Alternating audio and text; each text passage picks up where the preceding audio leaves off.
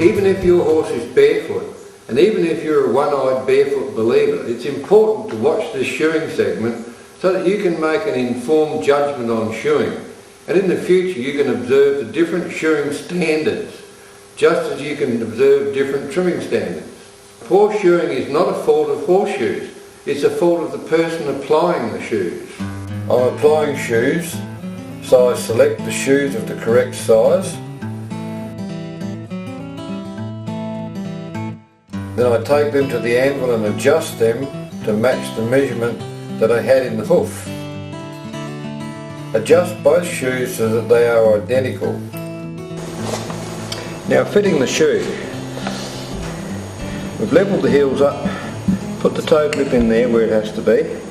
Now before you go and put the shoe on, take a knife and just run it around the sole here a little bit, just to relieve the sole, make sure there's no shoe pressure under the shoe there in the front of the sole, because the time that we've spent shaping this shoe up, the hoof has now settled down and found its new level.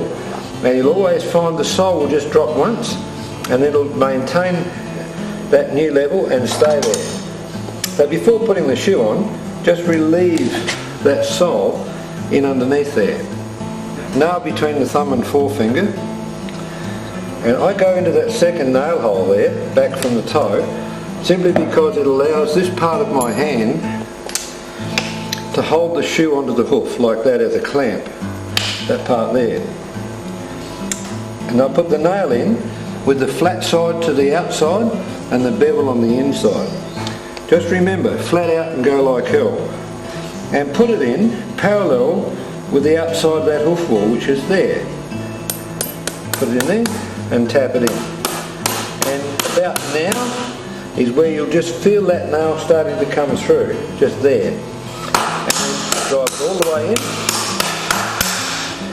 Pull the nail out at right angles with the hammer at the claw of the hammer and twist it off. And go for the second nail on the opposite side. Same thing here. Now if I was a right-hander, I'd be putting this nail in first, holding the shoe with that part of my left hand and going down here like this. Those fingers down there tell me where the angle of the hoof wall is, and these fingers hold the nail and drive it in. Just down there. And the nail's coming through. Twist it out at right angles and twist it off like that. And in this shoe I would choose the 3 middle nail holes here, for the simple reason that it's got an even pull down. You end up with about as much shoe in front of the first nail as you do behind the last nail. So we can put these in alternative patterns now. Twist it off, go to the inside,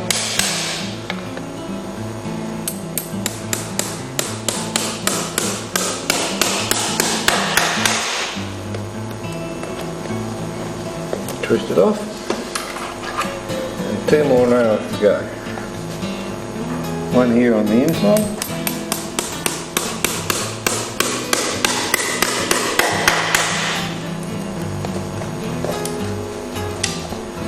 and last one over here.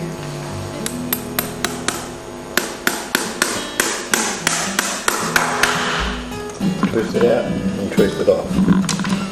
Okay, now we'll go to the front of the hoof and I'll show you the nail pattern. You'll see in here all the nail clinches are in a good strong position. The inside ones are the same, but they're in the middle of the hoof. It's not a good idea to nail back any further than the widest part of the hoof on a regular basis, because you stop the expansion of the heel, and that in itself will cause contraction problems. But a good even nail pattern in the middle of the shoe here, and we only ever use 6 nails, we never use 8. That's not necessary on a hoof this size. Right, so we've nailed the shoe on, we've started at the front of the hoof, and we finished it at the buttresses of the heel, the new buttress of the heel. So really, the measurement should be the same. And you'll see in there, we've still got 6 to the toe of the shoe, and we've still got 6 to the heel of the shoe. That's important, because the real art in getting the horse to go correctly and enhancing its natural athletic performance is to get the hoof shaped and prepared correctly.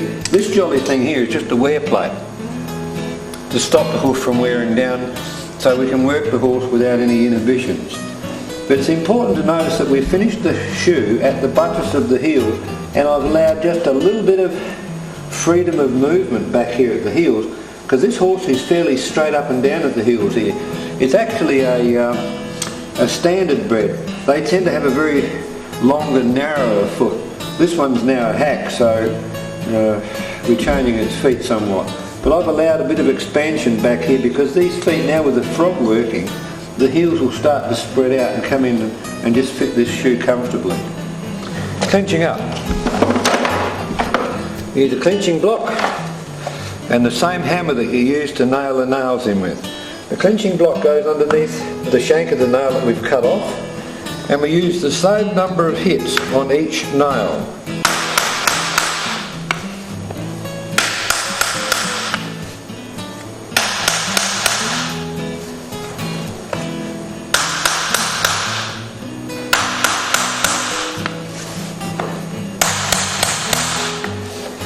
So now the shoe is pulled down evenly. Much like doing your bootlaces up, if you do one shoe up tighter than the other, it's going to start to impact on your instep after a while. If I had hammered one of these nails, clinched it up 6 times, where I think I've hit the others 4 times, then the one that I've hit 6 times will start to impact on that particular part of the hoof there. And after a few days, that part of the hoof, under the influence of that tighter nail, will start to develop a reaction. It's caused by the aggravation of it being too tight. That causes inflammation, and that then will cause an abscess. So it's very important that these nails be pulled down comfortably, correctly, all at the same tension. You can see these nail clinches are all even. But by using the clinching block and hammer to pull the nails down, little pieces of hoof have curled over under the nails. The old-fashioned way was to rasp under the nails to remove these bits of hoof, but this leaves a horizontal score in the hoof wall, and it actually interrupts the tubules of the hoof wall.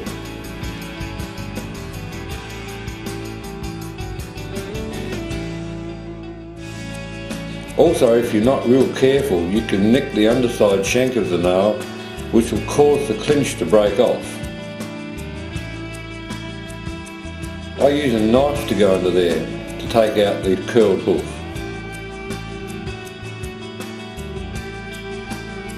There's no need to go any deeper, as long as you take that piece of curled hoof off and leave it clean underneath.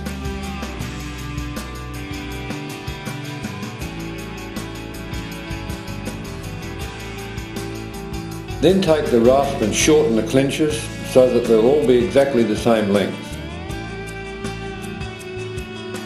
At the moment they've got a burr on the end, which is caused by twisting the nail off with a hammer.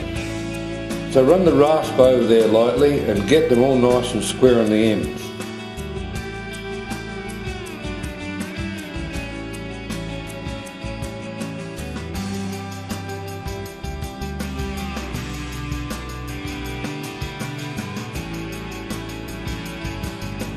The next thing is the option of clinching tools.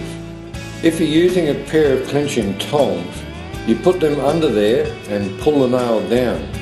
But if you're not real careful and you keep pulling down the nail, you'll tear the shank of the nail down through the hoof capsule. You need to be very careful with clinching tongs. As you fold the nail down, you need to squeeze the tongs and pull up at the same time, which folds the clinch in. I prefer to hammer clinch. Hold the clinching block under the shoe and hammer the clinches down. This forms a neat clinch without destroying the hoof wall. In my opinion, this is the secret of keeping shoes on, as it forms a neat strong clinch.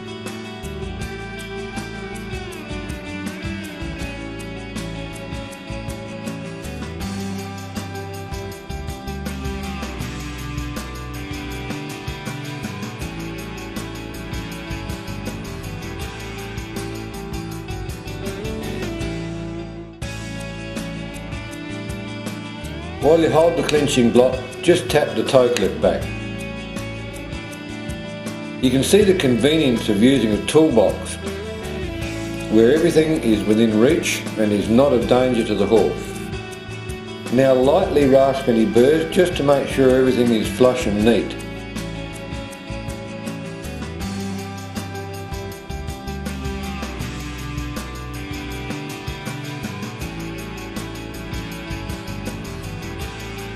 To finish off, run the edge of the rasp and bevel the edge of the hoof where it meets the shoe.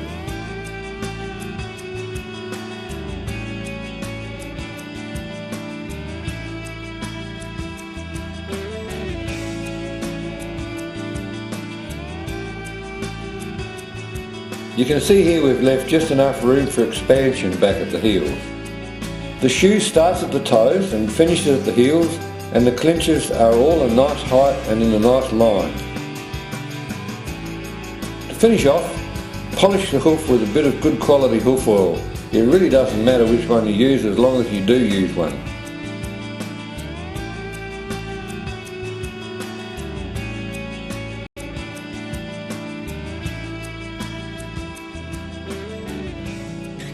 Now here's something else that I also use. It's called a hoof jack, and they come in various types and styles, but if you're going to use any, use one that's safe, got no square corners on it, and you can actually put your hoof on that. You've got to stand on there, and often you have to stand with your knee in front of the hoof to support it. Down here you've got magnets you can stick your tools on. I mean, they come in various sizes. Some of them have got little pockets down there you can stick your tools in. But it's a very user-friendly type tool. In here, remember we left this hoof capsule up a bit higher so that the horse could walk around with it barefoot. And plane this hoof capsule down a little bit more. Remember, this is a small foot, so we need to be careful not to over trim it. Otherwise we're going to end up with a small foot and a big foot all the time. The idea is to try and get these feet, these two hoofs, to feel like he's ambidextrous, which is only about 1 in 1,000. Shoe on there, level the heels up here, and see where the toe clip is going to go just there. Little piece out for the toe clip. Like that.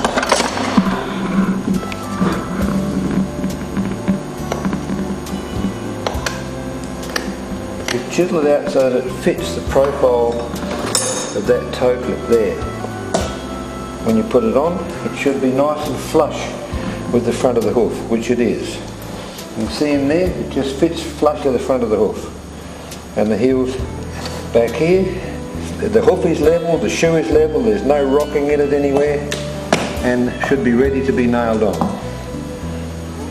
It's important to understand that we've prepared the hoof, and now the shoe's going to go back on there to protect it, and we should have the same measurement in the front as we've got in the heel.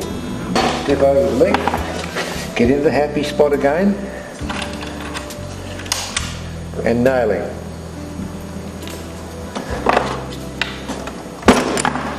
Remember, the flat side of the nail goes to the outside. Hold it between your thumb and your forefinger with the nail flat.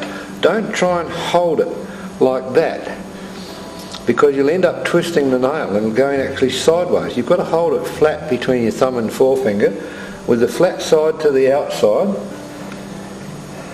With holding that shoe on there with your hand, I go to the second nail hole back from the toe, because that gives my hand then a chance to be a clamp to hold the shoe in place.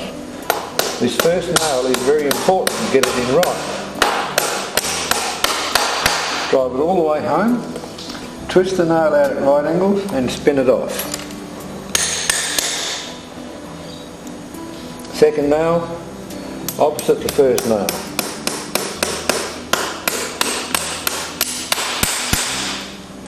I suspect that's gone in through an old hole. Darn it. It has too. I'm going to have to pull that nail out because it's actually gone through an old nail hole. Put the next nail in back here.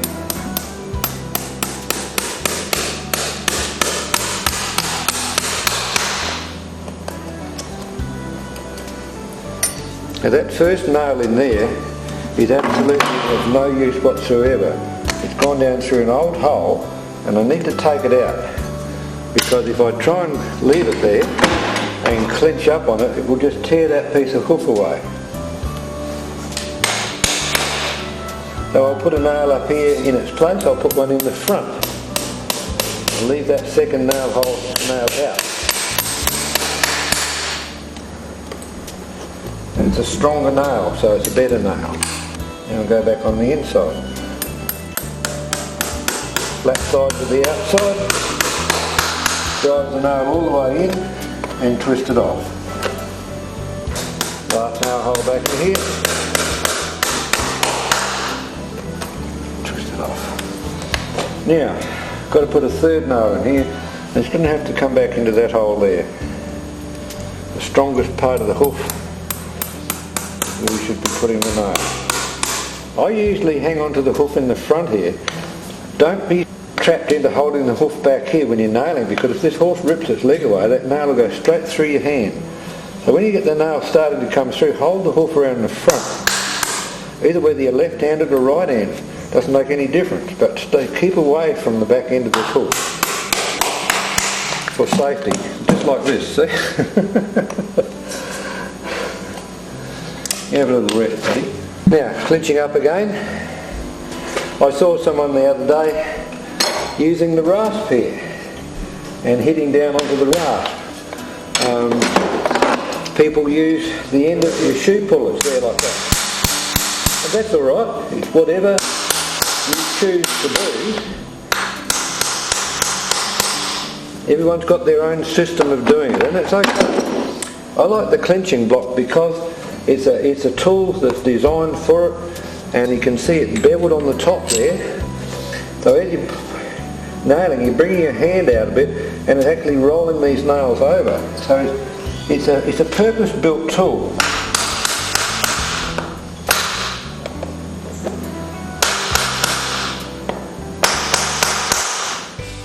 Rasp those clinches down to an even length to get that burr off the end.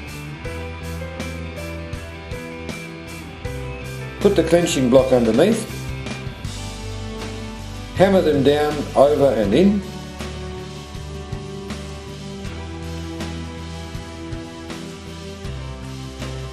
Tap the toe clip in.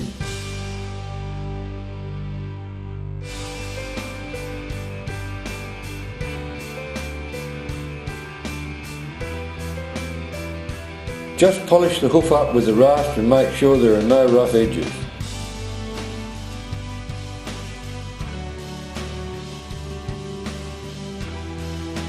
If you've prepared the hoof properly and shaped the shoe to fit the hoof, then the finishing off should be minimal. Because it's all been done before, you fit the shoe, apart from the final tidy up.